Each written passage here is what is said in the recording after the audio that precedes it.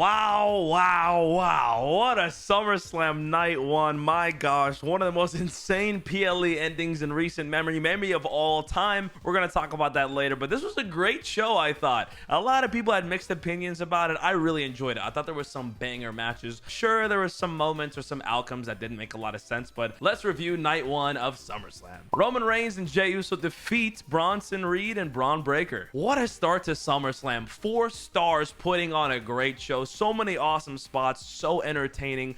Roman Reigns as a babyface is great. Him doing the Jey Uso's theme song in the middle of the match was awesome. And Roman sacrificing himself for Jey Uso is a very special moment. That's something he wouldn't have done a couple of years ago. That's some character work right there. You love to see that. Braun Breaker, though, is the MVP of this match, in my opinion.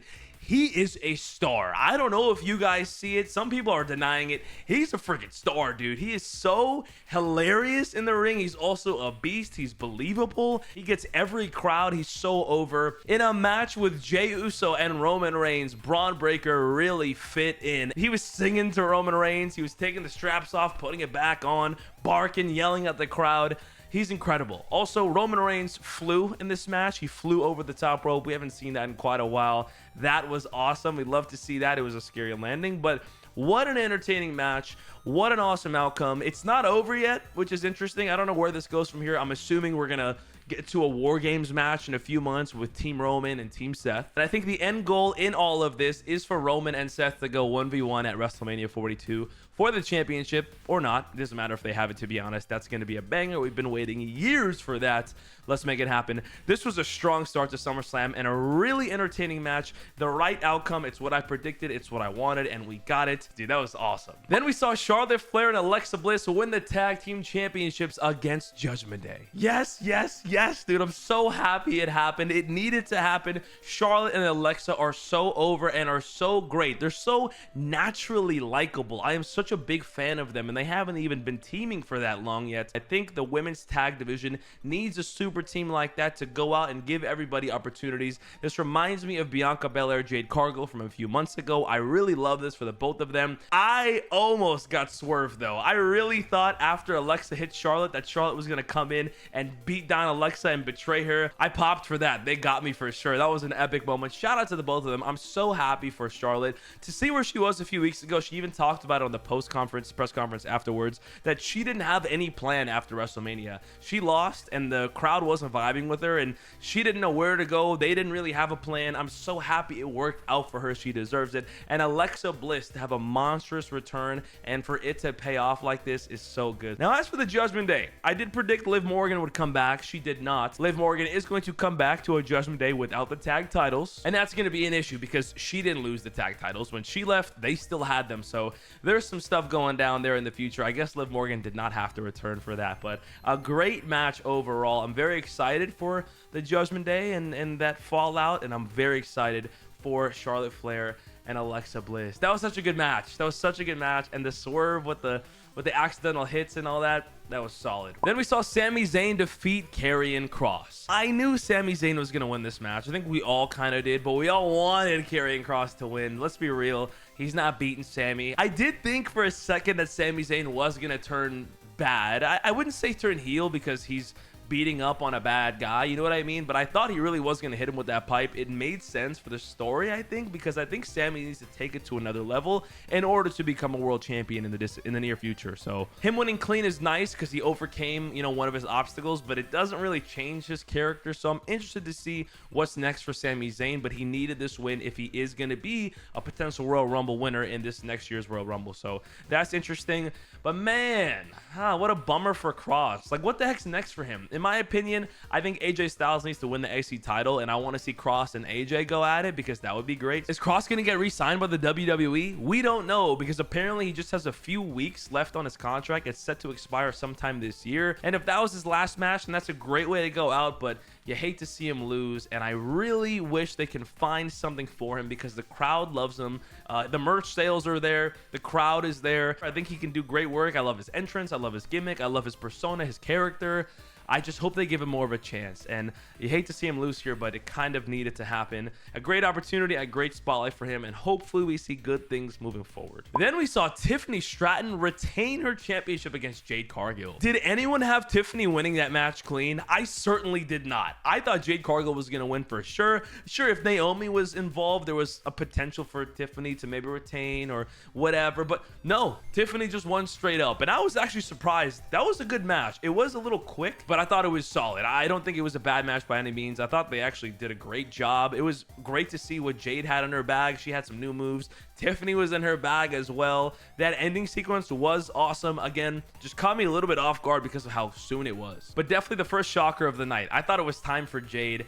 I don't know where she goes from here. She kind of has to turn heel, right? I mean, SmackDown definitely needs a big heel, and her losing this match is a problem. So I think we're going to get heel Jade sometime very soon here, and then eventually that's going to get us to the Jade Cargill Bianca match at Mania. And I feel like this is the way to do it, to turn Jade heel very soon here, because she can't seem to win on her own, and maybe that's the issue. We'll find out. But shout out to Tiffany. I don't know what's next for her either. I feel like she's beefed with everybody already. I feel like the only other person out there is Chelsea Green, Bianca Belair, or maybe she goes to Raw. I don't know. Shout out to Tiff though. Then we saw Randy Orton and Jelly Roll lose to Drew McIntyre and Logan Paul. I called it, and I'm proud of it. Everybody had Jelly Roll and Randy Orton winning, but for some reason, I just thought that in this celebrity match, the celebrity didn't need to win. But let's pay our respects. I know people are gonna hate. I don't care. Jelly Roll balled the hell out. He was taking some insane bumps. That frog splash from Logan Paul from the top turnbuckle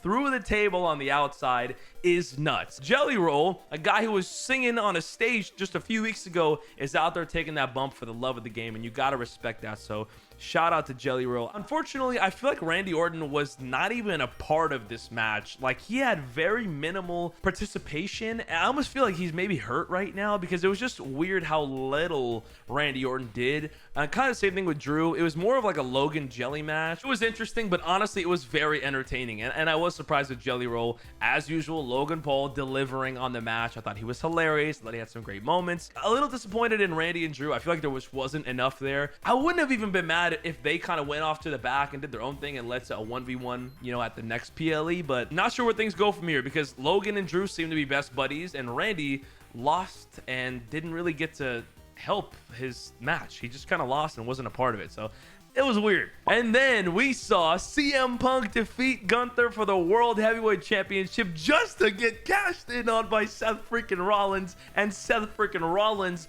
wins the World Heavyweight Championship. Oh my God. That was the greatest cash in of all time. I know there's some recency bias in there, but that injury pump fake was insane. Becky Lynch has been posting videos of Seth Rollins on crutches in restaurants with his kid walking down the street.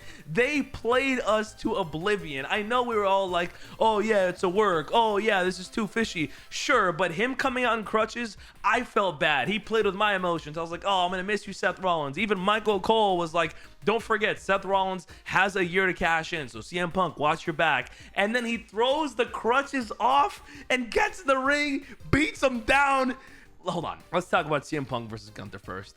That was a fun match. Gunther destroyed him. He was squashing him almost, and I loved it. It was vintage Gunther, absolutely taking him down. Submissions galore, chops galore, brutality, honestly. And to see CM Punk come out from that was great. The spot where Gunther got busted open was kind of weird. I don't know if it was necessary. I know it kind of makes Gunther seem more respectable in his loss because he was busted open. You know, it adds to it, sure.